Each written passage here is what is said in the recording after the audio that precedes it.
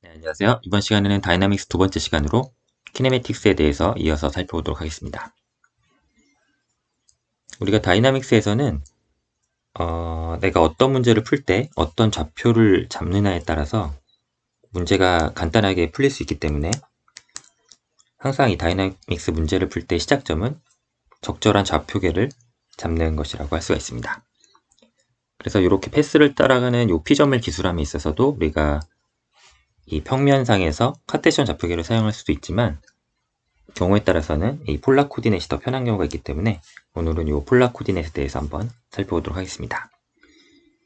그러면 이 P점을 먼저 이 원점에서부터의 이 반경 거리하고 이 X축 상에서부터의 이 각도 파이를 이렇게 나타낼 수가 있는데 이 경우에 R 방향으로의 단위 벡터와 파이가 증가하는 방향으로의 단위 벡터를 이렇게 정의할 수가 있습니다. 그러면 이 P점이 패스상에서 이동을 하면 이 단위 벡터들이 회전을 하면서 이 궤적을 이제 따라가는 형상이 되죠.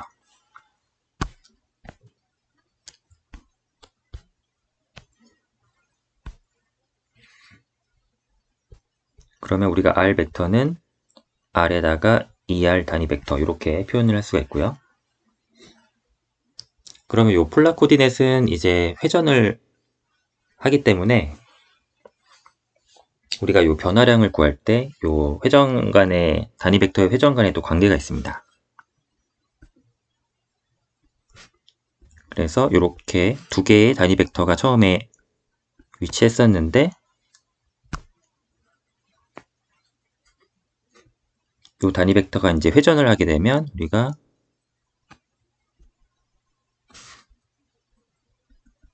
이렇게 회전을 시킬 수가 있고요.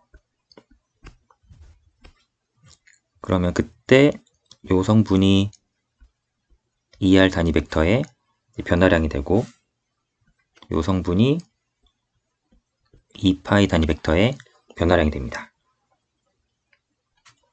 그리고 이 사이의 회전각이 이제 d파이가 되죠.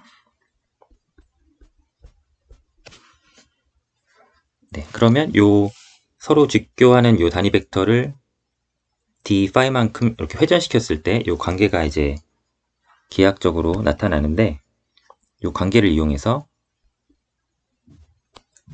이제 velocity acceleration까지 구해보도록 하겠습니다. 그러면 먼저 단위 벡터는 요 길이가 1이기 때문에 요 ER 단위 벡터가 d파이만큼 회전을 하면 요때 여기는 호의 길이하고 이제 같아지죠. 조금만 돌렸기 때문에 호의 길이하고 같으니까 d파이에다가 1을 곱한 만큼의 크기를 갖게 됩니다. 그러면 der 햇은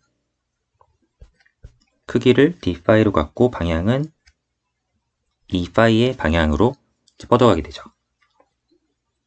그러면 이 상태에서 이제 이 r 방향의 단위 벡터를 미분을 취해 보겠습니다.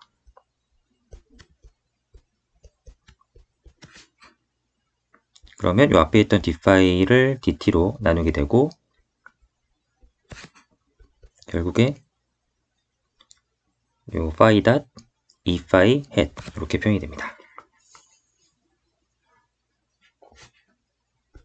이제 요거를 1번이라고 하고요. 그 다음에 이번에는 d 2파이의 햇을 이제 구해 볼 텐데 2파이 햇이 회전을 해서 d 2파이 햇으로 이제 돌아가는데 이 방향이 지금 이 아래 방향의 이제 마이너스 방향이죠. 그리고 그 크기를 봤더니 역시 단위 벡터니까 1이 d파이만큼 돌았으니까 이 호의 길이는 이제 d파이가 됩니다.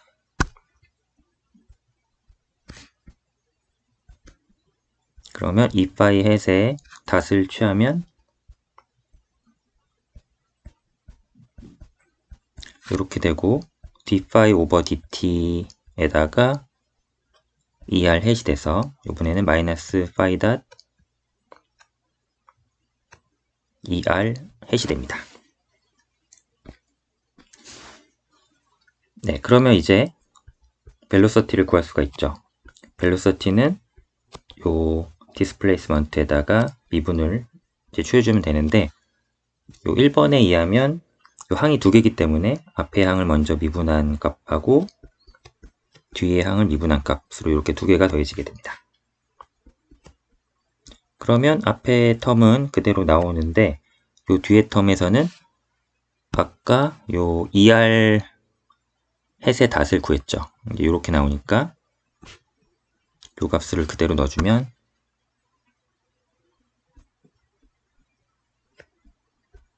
이렇게 돼서 2R 햇의 단위 벡터와 직교하는 이 phi 햇, 요 두 개의 직교 좌표로 지금 벨로시티를 폴러 코디넷으로 나타내게 되었습니다.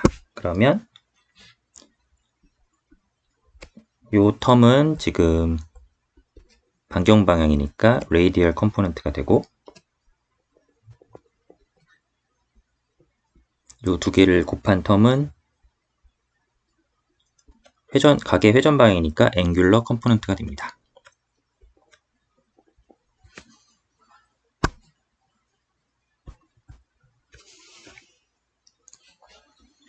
그러면 이제 액셀러레이션을 구할 수 있겠죠. 이번에도 벨로시티에다가 시간 미분을 해주면 이제 요 이번에 있는 요 텀들이 이제 각각 텀들이 이제 미분이 되는데, 먼저 앞에 텀을 미분해주고 뒤에 거 그대로 써주고, 이번에는 앞에 텀을 그대로 두고 뒤에 텀을 미분해주고요.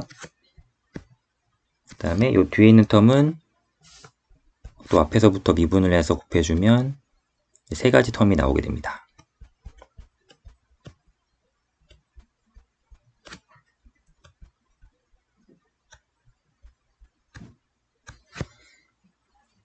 네, 그러면 우리가 ER 햇의 닷도 알고 EPhi 햇의 닷도 아니까 요 변환을 공통된 항으로 묶어보면 이제 요 결론을 얻을 수가 있는데요.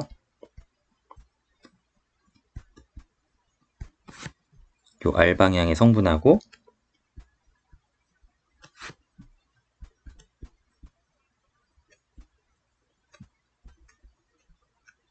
요 phi 방향의 성분 두 가지로 이렇게 묶을 수가 있습니다. 그러면 역시 요 앞에 있는 요 성분은 반경 방향 레이디얼 컴포넌트가 되는 거고, 요 뒤에 요 텀들이 앵귤러 컴포넌트가 됩니다. 그래서 요런 텀들은 나중에 뭐 코리올리 가속도 이렇게 나오는데,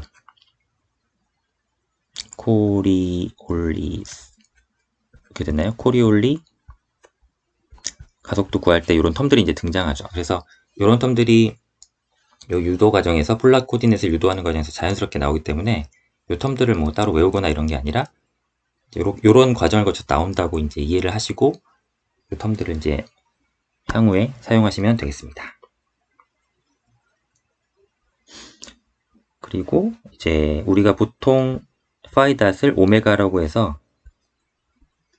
앵귤러 벨로시티라고 부르고요.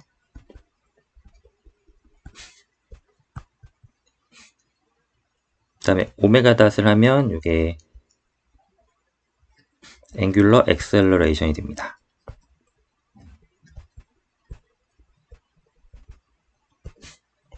어떤 책에서는 요 텀을 알파라고도 표현하기도 하는데, 요 교재에서는 요러한 노테이션은 쓰지 않는 것으로 하고요. 그냥 각 가속도를 오메가 2 닷으로, phi 2 닷으로 이렇게 표현을 하고 있습니다. 네. 그럼 이런 폴라 코디넷의 기본을 이제 알았으니까, 그 다음에 이 폴라 코디넷의 가장 간단한 형태가 이제 서큘러 모션이 되죠. 왜냐면 이때는 이제 반경이 일정하기 때문에 가장 간단하게 식들이 구현이 됩니다. 그래서 이 원점을 중심으로 이렇게 원운동을 할 거고요. 우리가 어떤 P점이 있을 때 이 반경 방향의 R을 알고 요 회전하는 파이를 아니까 요 원점에다가 이제 이러한 직교 좌표계를 붙여서 요 텀들을 이제 구해줄 수가 있고, 맨 처음에는 이제 디스플레이스먼트를 구하면, 포지션을 구하면 이렇게 나타낼 수가 있죠. 그러면 요 원운동에서 우리가 이제 벨로서티하고 액셀러레이션을 차례로 볼 수가 있는데,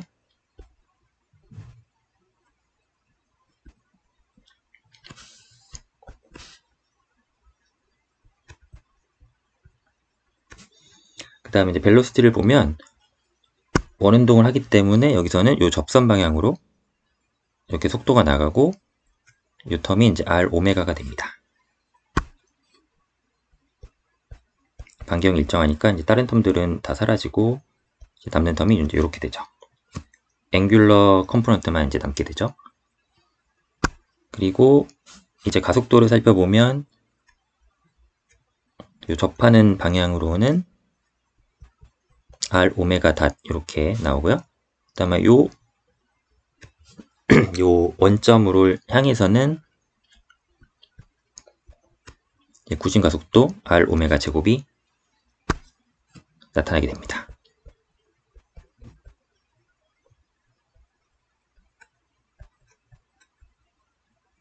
네, 이렇게 해서 가장 간단한 형태로 요 폴라 코디넷이 이제 구현이 되죠. 특히 요 반경 방향의 요 가속도를 센트리 페털 액셀러레이션이라 그래서 구심 가속도라고 표현을 합니다. 그래서 요 구심 가속도가 있기 때문에 이게 직선 운동이 아니라 이런 원 운동을 이제 할 수 있게 되는 거죠.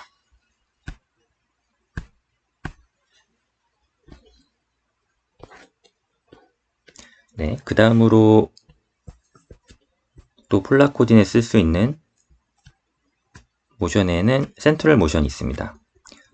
요거는 이제 쉬운 예가 이제 행성 간에 그 만유인력만 작용을 해서 그 힘으로 이제 궤도 운동을 하는 이제 그런 경우가 해당이 되는데요.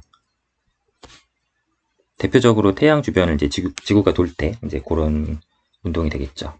그래서 C를 중심으로 내가 어떤 궤적이 이렇게 있을 때 요 P점까지 요 반경 R이 있고요. 그 다음에 여기서 d파이만큼 이제 회전을 해서 이제 요 안의 면적이 dA로 이렇게 생성이 됩니다. 그러면 여기서 이렇게 내려서 삼각형을 한번 만들어 보면 요 원호나 요 삼각형 요 변이나 길이가 이제 비슷하기 때문에 근사를 해서 원호의 길이로 요 삼각형의 높이를 이제 구해주면 R, D, 파이가 되죠. 그러면 저 삼각형의 면적 DA는 2분의 1의 밑변에다가 높이가 되니까 네, 이렇게 구할 수가 있습니다. 그러면 앞에서 요 3번식에서 우리가 이 행성 간의 만유인력으로 해서 움직이는 요 궤도 운동에서는 우리가 레디얼 컴포넌트만 있고 앵귤러 컴포넌트는 사라지기 때문에, 그러면 요 뒤에 앵귤러 컴포넌트가 통째로 사라지는 성질을 이용해서 요 뒤에 텀을 써보면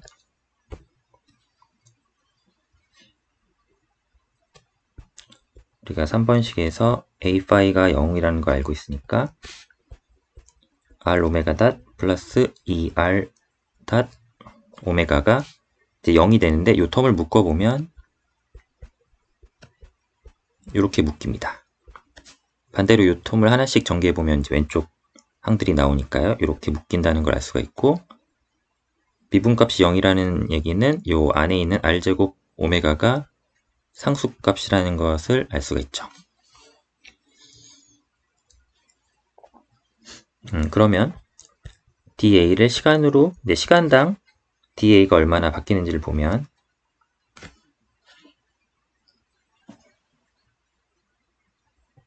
2분의 1 r제곱에 d 파이를 dt로 나눠주게 된 거니까 2분의 1 r제곱이고 요 뒤에 텀은 오메가가 되죠.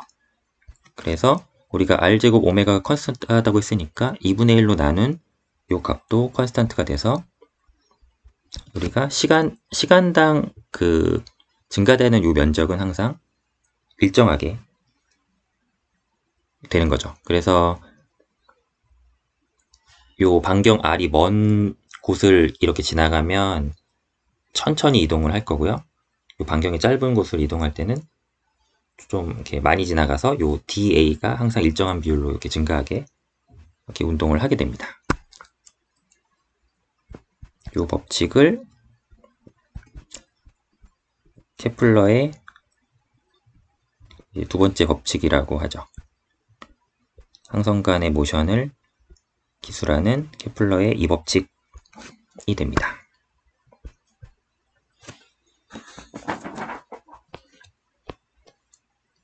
네, 그럼 여기까지는 이제 2차원의 평면에서의 운동이었다면 이제 이거를 3차원으로 확장을 하면 되겠죠.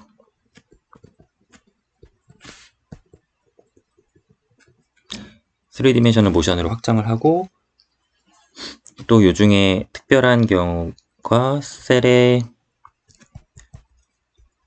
프렌의 프레임이라는 좌표계가 또 있습니다. 차례로 한번 살펴보도록 하겠습니다. 그럼 요중에 가장 간단한 예로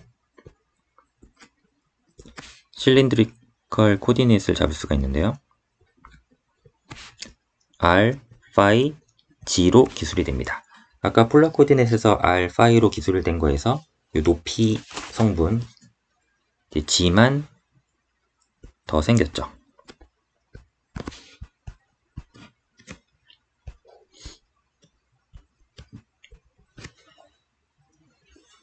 그러면 우리가 이러한 패스에서 이러한 포지션 벡터를 이렇게 잡을 수가 있는데 이때는 요 높이가 생겼다고 했으니까 요 높이가 이제 g만큼 있는 거고 또 원점에서부터 요 xy 평면에 투영된 요 선이 이제 이렇게 나타나게 되죠. 이게 좀 혼동되는데 요 포지션 요 P까지의 포지션을 나타내는 데 있어서 맨 처음에는 요 XY 평면상에서 요 반경 방향으로 R, X축에서 P만큼 회전을 한 다음에 여기서 수직으로 G 방향으로 올라오면 요 P 벡터를 이제 기술할 수가 있습니다. 그래서 요 R 방향으로는 ER 햇 단위 벡터가 있는 거고 요 파이가 증가하는 방향으로 요 R 벡터에 직교하는 방향으로 이 파이 벡터가 있고 요 G 방향으로 올라오도록 이 G 햇 요 단위 벡터 이렇게 직교하는 3개의 3차원 좌표가 이렇게 생성이 됩니다.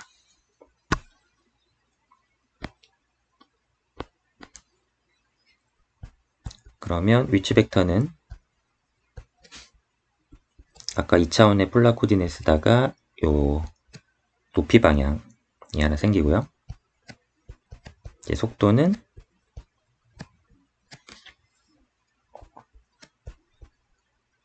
아까 2차원에서 했던 거에다가 역시 요 G 방향으로의 속도 성분이 하나 따라 붙죠.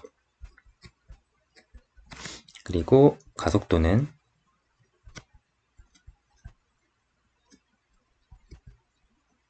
역시 2차원에서 구했던 요 성분 그대로 사용하고요.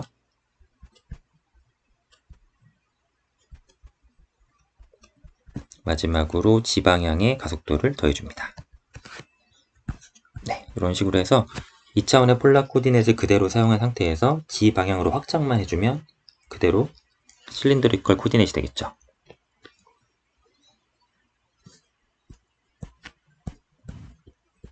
그 다음으로는 셀의 프렌의 프레임이라고 해서 우리가 어떤 패스를 이렇게 따라갈 때 요번에는 요 패스상에서 요 S라는 벡터로 요 패스를 그대로 따라가 보겠습니다. 그러면 이때 요 P 지점을 이제 기술을 할 건데, 이때 운동을 보면 요 궤적이 이제 이러한 원호에 이렇게 이제 접하고 있는 걸 알 수가 있고, 그래서 지금 요 방향으로, 네, 뭐 원처럼 잘 안 보이는데 이렇게 해서 요 곡률 반경이 이렇게 생기게 되고요. 로라는 곡률 반경을 갖는 요 원호에 접하게 이렇게 운동을 이제 하는 상황이라고 보겠습니다. 그러면 카테시언 좌표계로는 이렇게 XY치 이렇게 나타낼 수가 있는데, 우리가 요번에는 요 패스를 따라가는 요 궤적을 따라서 여기에 접하는 방향으로 ET 햇이라고 이제 정의를 하고, 요 곡률 반경 방향으로 또 직교하는 EN 햇 방향 이제 정하고 나서 요 두 방향으로 감아서 요 3차원으로 직교하는 EB 햇까지 이렇게 세 개의 좌표를 만들어서 요 운동을 이제 기술해 볼 수가 있습니다. 이렇게 표현하면 이제 요 S 방향을 따라가면서만 요 속도를 따져주면 돼서 좀 편한 부분이 있거든요.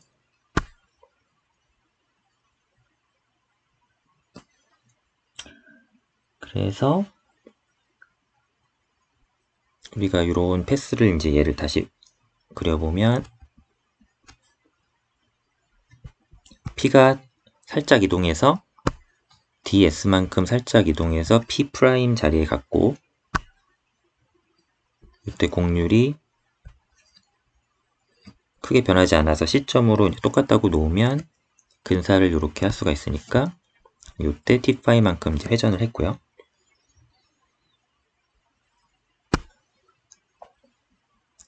그러면 이때 이 T 햇 방향이 살짝 꺾여서 ET 햇 플러스 D ET 햇 이렇게 바뀌게 되죠.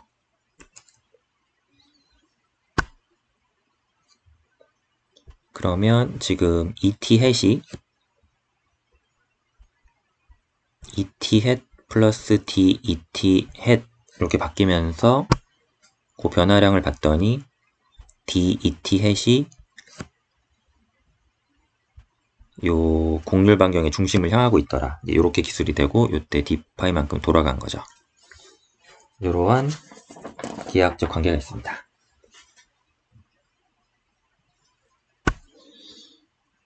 그러면 이제 우리가 위치 벡터는 요 궤적을 따라가는 ST의 함수로 이렇게 표현을 할 수가 있고, 이때 벨로시티는 위치를 미분을 하게 되는데,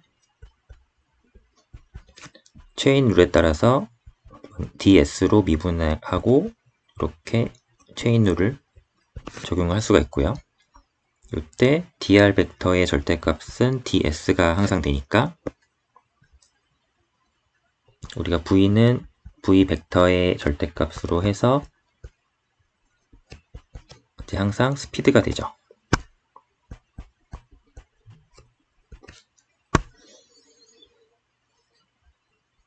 그러면 정리해보면 벨로시티는 이렇게 연쇄 법칙을 그대로 써서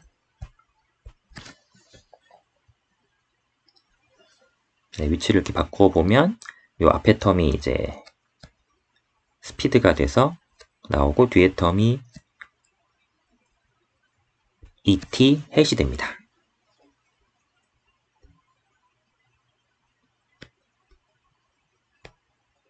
네, 그래서 요 dr 오버 ds가 ET 햇이 돼서 이렇게 이제 표현이 돼서 이 속도가 이제 편하게 굉장히 편리하게 표현이 되는 거예요. 그러니까 내 스피드만 알면 그대로 요 궤적의 접선 방향으로 ET 햇 성분을 갖게 이렇게 속도를 놓을 수가 있는 거죠. 요 좌표기를 쓰면. 그러면 액셀러레이션은 벨로시티를 미분하니까 요 두 텀을 차례대로 이제 미분해서 더해주면 되니까요. 이렇게 쓸 수가 있습니다. 그러면 앞에서 했던 방식하고 비슷하게 DET 햇을 한번 구해보면 요 DET 햇이 요 회전을 하기 때문에 단위 벡터 1이 d파이만큼 회전해서 EM 방향으로 가게 되죠. 그러면 요때 d파이만큼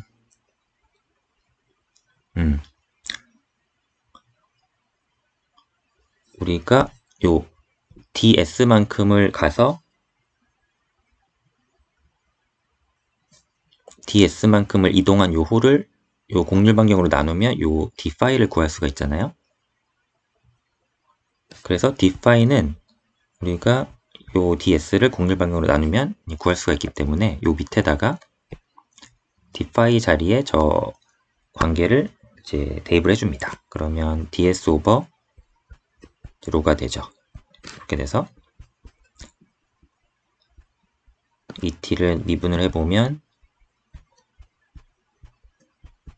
이렇게 되는데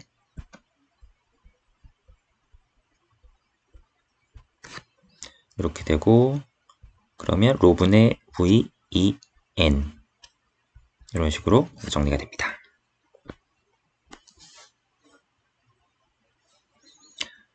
그래서 다시 10번에서